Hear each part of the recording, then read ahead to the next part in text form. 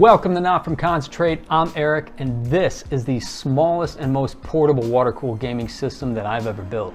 At just 3.3 liters, this build is centered around an overclocked Ryzen 7 57 Energy APU and completely contained within the Skyreach 4 tiny chassis. The Ryzen 7 57 Energy is currently the most powerful APU on the market, but it struggles to run most AAA titles at 1080p with low to medium settings above 30 frames per second. I'm going to push it to the limits through overclocking to unlock its full potential. I'm using the Gigabyte Aorus X570i Pro Wi-Fi Mini ITX motherboard and 16 gigabytes of G.Skill DDR4 4266 MHz RAM. Now, typically the recommended power supply for the S4T is the HD Plex Nano ATX 200 watt or 400 watt combo, but I'm using the JHack12 plug-in 200X power kit because it is smaller and provides the necessary space needed for the custom all-in-one water cooling system. The focus of this video is the custom all-in-one closed-loop CPU water cooling system. The water block has a built-in AlphaCool DCLT2 pump, a repurposed copper cold plate pulled from the Heatkiller 4 CPU basic water block, and the AlphaCool Nexos XT45 dual 50mm radiator. I designed the water block specifically for this motherboard because the VRM and chipset heat sinks are smaller, so it provides more room for the water cooling system. To mount and secure the power supply, I chose to drill two 3.4mm holes into the side bracket of the S4T to secure it in place above the PCIe slot. Unfortunately, the stock M.2 heatsink and fan had to be removed. This decision did cause concern with the chipset and M.2 drive temperatures during testing, but I'll explain more on that later. That covers the highlights of the build and design, so let's take a look at the machining of the water block on the CNC and the final build assembly.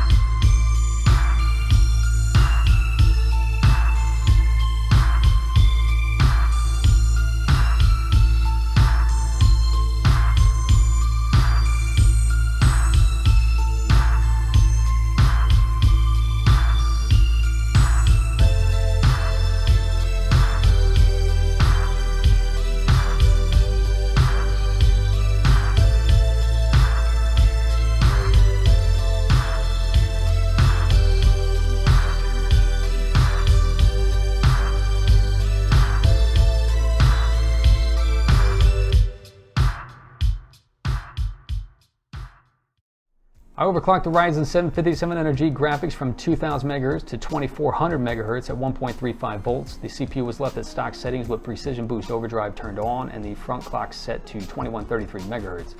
Ambient room temperature was 21.5 degrees Celsius. The baseline idle temperatures were determined after running benchmarks for 30 minutes, then letting the system rest at idle for 30 minutes.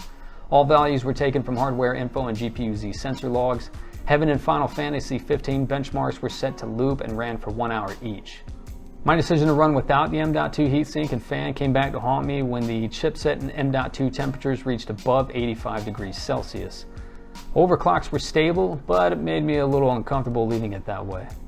Fortunately, the stock fan fits between M.2 slot and the power supply, but without the additional heatsink attachment. Regardless, this resulted in a drop to an average temperature of 58 degrees Celsius. So what's the real takeaway from this build? While the Ryzen 7 5700G is impressive, it still leaves a lot to be desired even after overclocking.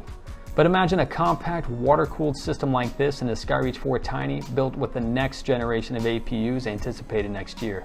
And that's pretty exciting, and I will definitely do a similar build when those are available.